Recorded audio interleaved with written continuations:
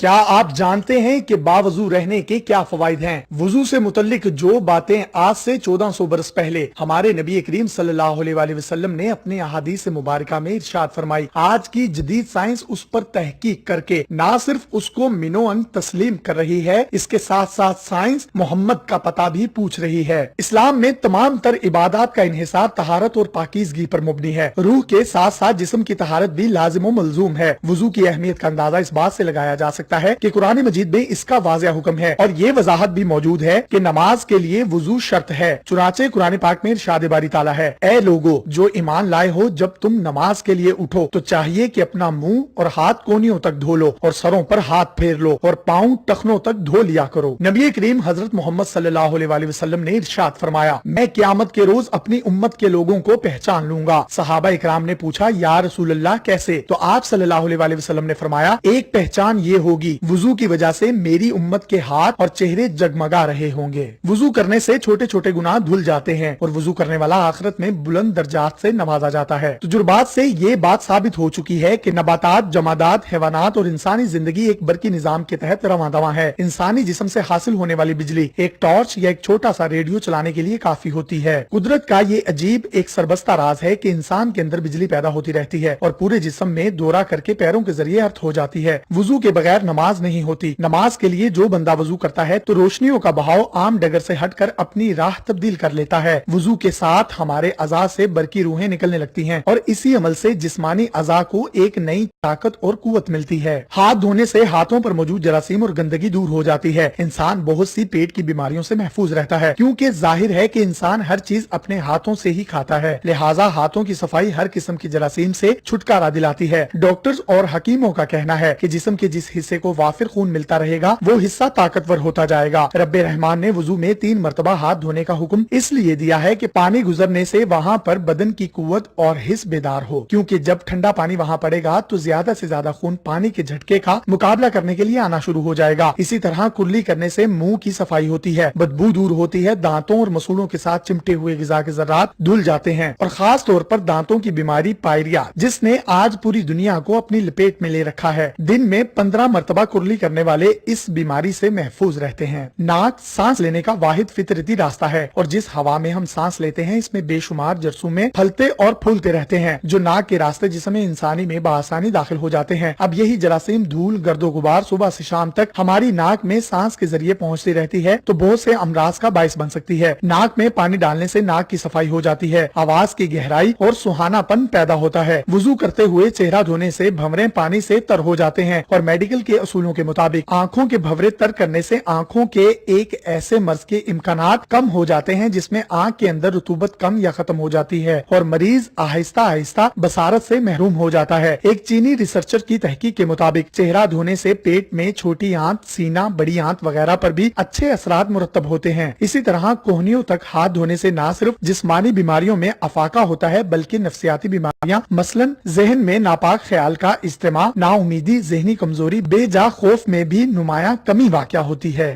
سر کا مسح کرنا، سر پر گیلا ہاتھ پھیرنے سے بالوں پر چڑھا ہوا گرد و غبار صاف ہو جاتا ہے۔ یوں دن میں 5 مرتبہ دماغ کو ہلکی ٹھنڈک کا غسل دینے سے کھوپڑی کے اندر ڈھکے ہوئے دماغ کو سکون ملتا ہے۔ سر انسان کے تمام اعضاء میں نہ صرف زیادہ اہمیت رکھتا ہے بلکہ تمام افعال کا تعلق بھی دماغ سے ہی ہوتا ہے۔ سر کا مسح کرتے وقت شہادت کی انگلیاں گیلی کر کے کانوں میں ڈالتے ہیں جس سے کانوں کی صفائی ہوتی ہے اور سننے کی صلاحیت میں بھی اضافہ ہوتا ہے۔ کانوں کے پیچھے جو خالی جگہ ہوتی ہے جہاں بال نہیں ہوتے، اس حصے کو تر کرنے سے انسان نظر کی کمزوری سے محفوظ رہتا ہے۔ وضو سے گردن کا مسح کرنے سے جسم کو ایک خاص توانائی نصیب ہوتی ہے جس کا تعلق ریڑھ کی ہڈی کے اندر حرام مغز اور تمام جسمانی جوڑوں سے ہے۔ جب کوئی نمازی گردن کا مسح کرتا ہے تو ہاتھوں کے ذریعے برقی روح نکل کر رگے جان، جس کو شاہ رگ بھی کہتے ہیں، اور ریڑھ کی ہڈی سے گزرتے ہوئے جسم کے پورے اعصابی نظام کو توانائی بخشتی ہے۔ گردن اور کانوں کی پشت پر ٹھنڈا ہاتھ پھیرنے سے ان کے اعصاب مضبوط ہوتے ہیں اور تھکن دور ہوتی ہے، چونکہ انسان کے دماغ سے سگنل پورے جسم میں جاتے ہیں جس سے ہمارے تمام اعضاء کام کرتے ہیں، لہٰذا دماغ سے بہت سی باریک رگیں بن کر آ رہی ہوتی ہیں جو ہماری گردن کی پشت سے ہوتی ہوئی پورے جسم کو جاتی ہیں۔ چونکہ پاؤں اکثر ٹخنوں تک ننگے رہتے ہیں اور ان پر گرد و غبار پڑتا رہتا ہے، لہٰذا پاؤں دھونے سے پاؤں صاف ہو جاتے ہیں اور ان کا میل کچیل دور ہو جاتا ہے۔ ہتھیلیوں کی طرح پاؤں کے تلوں کا بھی تمام اعصاب پر، خاص طور پر پیٹ، مثانہ،